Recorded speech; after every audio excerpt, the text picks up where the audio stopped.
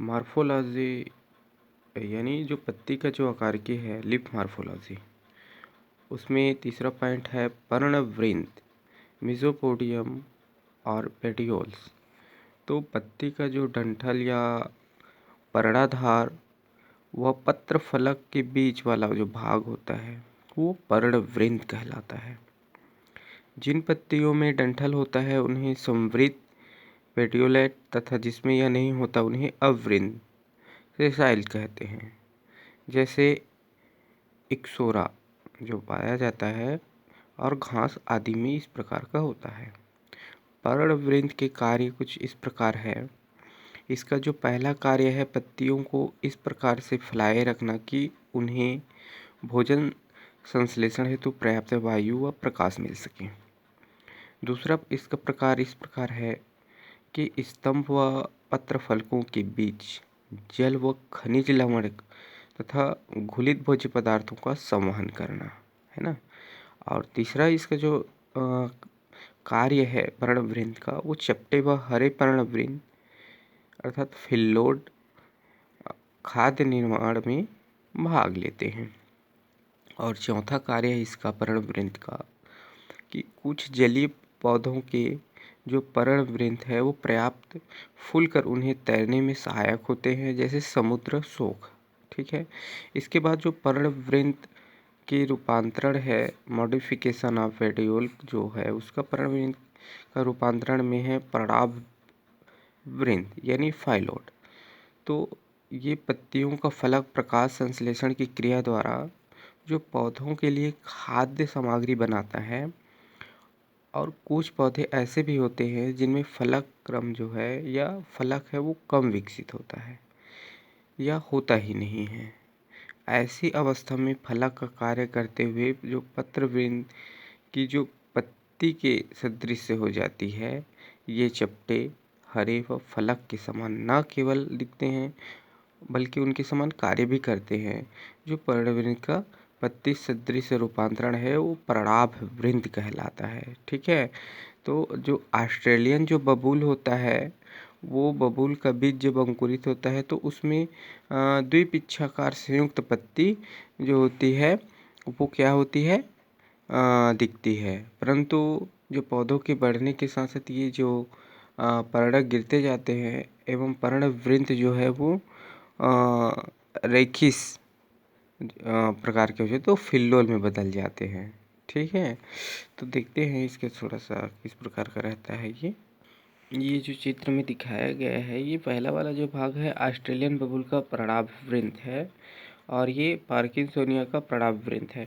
तो यहाँ पर देखते हैं जैसे ये ऑस्ट्रेलियन जो बबूल है ये तो खैर भूमि के अंदर जड़ है और ये वाला जो भाग है ये वाला ये डंठल है। पहला जो भाग है डंठल है। उसके बाद दूसरा जो भाग है ये फाइलोड है जिसको हम लोग फाइलोड क्या बोल रहे थे, इसी को पर्णाभ वृंत जो बोलते थे। ये फाइलोब है, ये मोटे अब चपटे हो गए हैं। इसका जो तना वाला जो भाग है इस वाला भाग और आगे जाकर के ये उसी रूप में बाइपिनेट कंपाउंड लीफ के रूप में ये परिवर्तित हुआ है। ठीक है। ये वाला भाग देख ले। इसके बाद इसमें देखते हैं पार्किंसोनिया का जो पर्णाभ वृंत है उसमें भी वैसे दिखाया है।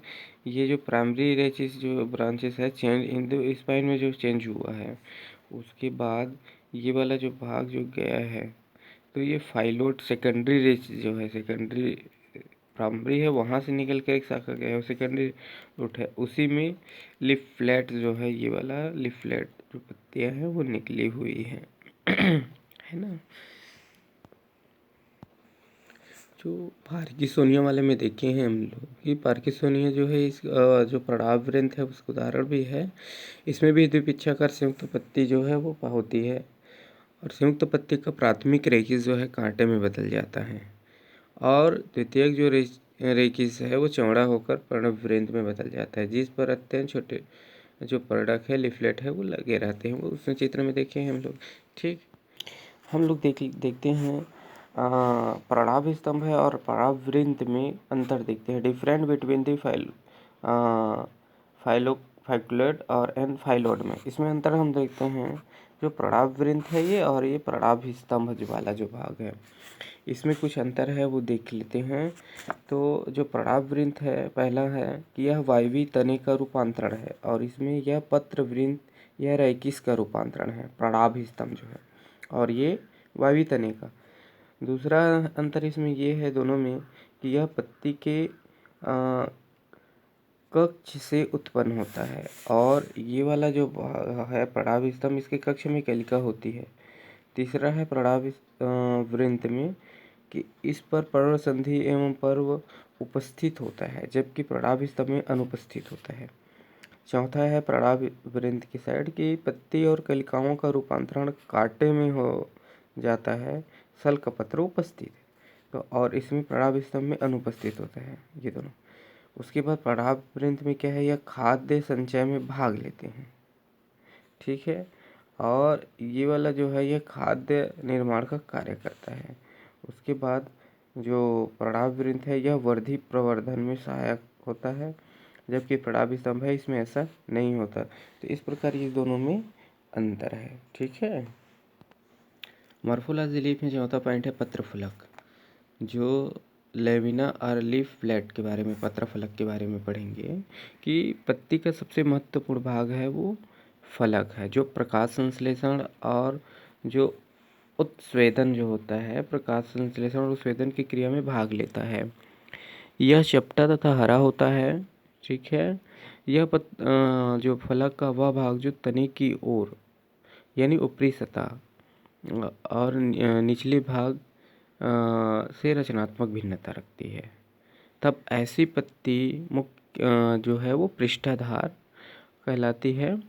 ऐसे द्विबीजपत्री पौधों में भी होता है। एक बीजपत्री पौधों में जो फलक की जो दोनों सतहों की रचना है लगभग समान होती है, उन्हें समद्विपार्श्व कहा जाता है।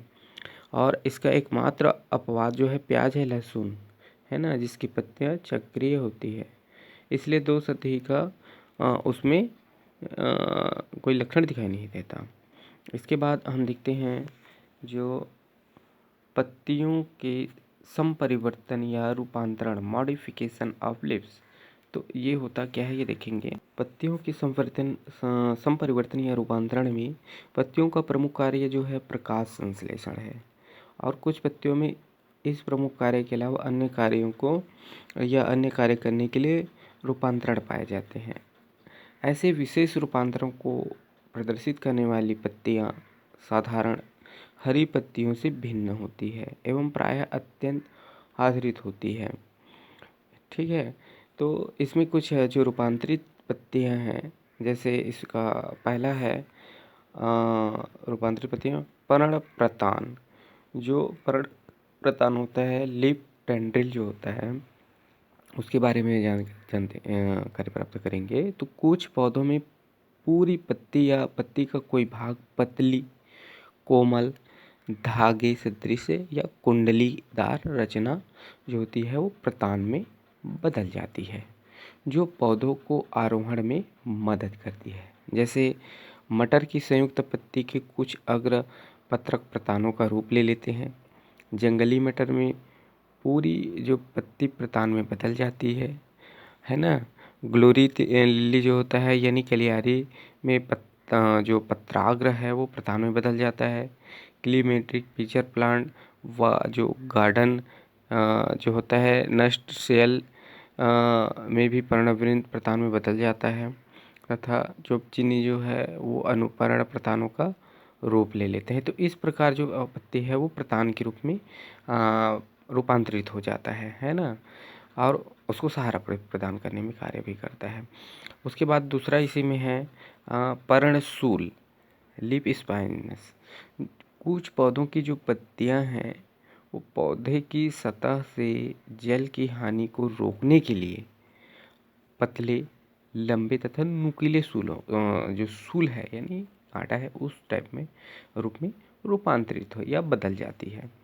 तो पर्णशूल जो है पर्व संधियों पर लगे होते हैं, तथा जो सूल कक्षों जो सूल कक्ष है उसमें कलिकाएं पाई जाती है। जैसे बारबेरी में वास्तविक पत्तियां सूलों में परिवर्तित हो जाती है। नागफनी में जो वास्तविक साधारण पत्तियां हैं जो है वो अल्प विकसित होती है तथा शीघ्र ही गिर जाती है, परंतु कक्षी कलिकाओं की छोटी छोटी पत्तियां सूलों में बदल जाती है। नींबू का जो कांटा है कक्षी कलिका की पहली पत्ती का रूपांतरण है। खजूर की पत्तियों के पत्रांग सूल में बदल जाते हैं तथा पीली कटीली पत्ती के किनारों पर सूल दिखाई देते हैं। तो इस प्रकार है आप लोग पत्तियों के रूपांतरण को देखेंगे। तो इसमें जैसे चित्र में देखते हैं, यहाँ पर देखिए ये मीठी मटर है, जो मटर का जो पर्णाकार है अपन पर्णाकार पर्ण है। यहाँ पर देखेंगे जो पर्णक है, वहीं पर इसका ये जो प्रतान है, ये देखिए ये प्रतान है ना। और जंगली मटर में भी देखेंगे ये अनुपर्ण है, वहाँ पर ये प्रतान देखो, ये इस टाइप के कुंडली लिए हुए हैं, है ना, प्रतानी और प्रण है। इसमें फूल वाली मटर का जगह देखेंगे ये इसकी अनुपर्ण है और ये प्रणक है। ये वाला जो भाग है देखेंगे, ऐसे आपको मटर के पौधे में भी दिखाई देगा। इसी प्रकार जो नागफनी वाले में भी देखेंगे पत्तियों का जो रूपांतरण है, देखो है ना, ये वाला जो भाग है उसका तो तना है, ये पत्ती है कंटीली रूप में रूपांतरित हो गया है, फाइलोक्लेड है। ये थॉर्नी लीफ वाला जो भाग है ना, एलेक्स का, ये ओपिनिया का है, ये स्पोरेंजस का है। तो ये लीफ वाला जो है ये लीफ का है, ये इसका तना स्टेम है। एक क्लेडोड जो वाला भाग है ये देखेंगे। तो इस प्रकार से जो पत्ती है अलग अलग रूप में रूपांतरित हुआ। इसी में जो इसका तीसरा जो भाग है अंकुश हुक, अंकुश या हुक जो देखते हैं, जो तीसरा है अंकुश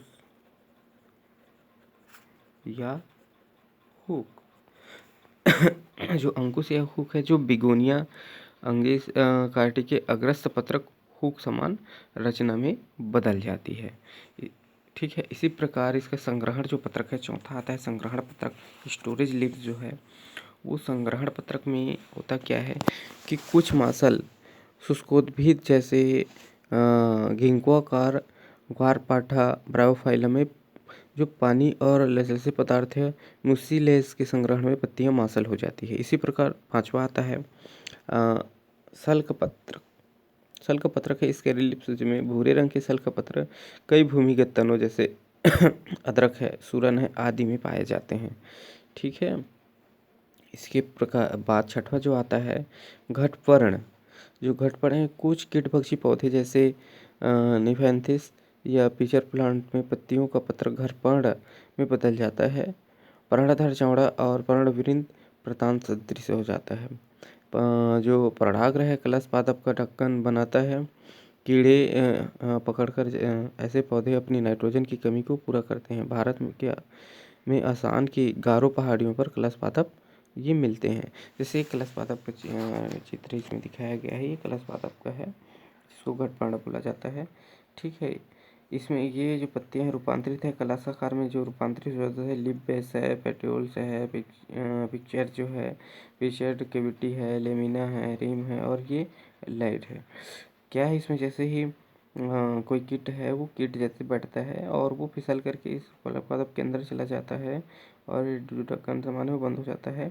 तो इसमें क्या है, जो कीट इसके अंदर कीट भक्षी है, कीट का ये भक्षण कर ले, कीट में जो कार्बनिक जो जितने पदार्थ होते हैं नाइट्रोजन, उसको ये एब्जॉर्ब कर लेता है और उस पौधे को या उस पेड़ को वो नाइट्रोजन मिल जाता है। ये छठवा के बाद सातवां देखते हैं ब्लेडर। तो ये जो ब्लेडर है वो सातवां जो क्या है ब्लेडर, तो इसमें यूट्रिकुलेरिया नामक जलीय कीटभक्षी जो पौधे में पत्तियां ब्लेडर में बदल जाती है। और ब्लेडर में है उसके भीतर की ओर खुलने वाला जो कपाट जिसको बोलते हैं वाल्व होता है, जिसके मुख पर कड़े रोमों के गुच्छे पाए जाते हैं। और जलीय कीट पानी के प्रवाह के साथ बहकर ब्लैडर में प्रविष्ट हो जाता है, किंतु बाहर नहीं निकल पाता। तो ये पाचक ग्रंथि कीट का पाचन करती है और अतिरिक्त पानी धीरे धीरे बाहर चला जाता है। तो ठीक है, ये ब्लैडर है। तो देखेंगे इसमें क्या है कि ये जो यूट्रिकुलेटर जो ब्लैडर है ना, जलीय पौधे, वो क्या है इसमें जो गुच्छे के रूप में रूपांतरित रहता है लीफ। तो ये लीफ के अंदर जो कीट है पानी में बहते हुए इसके अंदर चला जाता है और वो फंस जाता है, बाहर नहीं निकल पाता। और बाहर नहीं निकल पाता तो वहीं पर इसका पाचक जो है वो कीट का पाचन कर लेता है और उसको वो पदार्थ, कार्बनिक जो पदार्थ है, जो आवश्यक पदार्थ है, वो कीट के माध्यम से उस पौधे को उपलब्ध भी हो जाता है। इसके बाद जो 8वां है वो है पर्णकाय वृंत। जो पर्णकाय वृंत हम लोग पहले देख चुके हैं, ठीक है। यानी जो भोज्य पदार्थों का संग्रहण करने वाला जो है, पर्णवृंत में देखे हैं कि भोज्य पदार्थों का वो कैसे संग्रहित करने वाला स्टोरेज वाला जो भाग है उसमें इसको देख लिए हैं, ठीक है। तो आज के हमारा यह अध्याय कंप्लीट होता है, पादप अंगों का रूपांतरण। नेक्स्ट क्लास में हम लोग देखेंगे पादप कार्यकी, प्लांट फिजियोलॉजी, ठीक है। Thank you.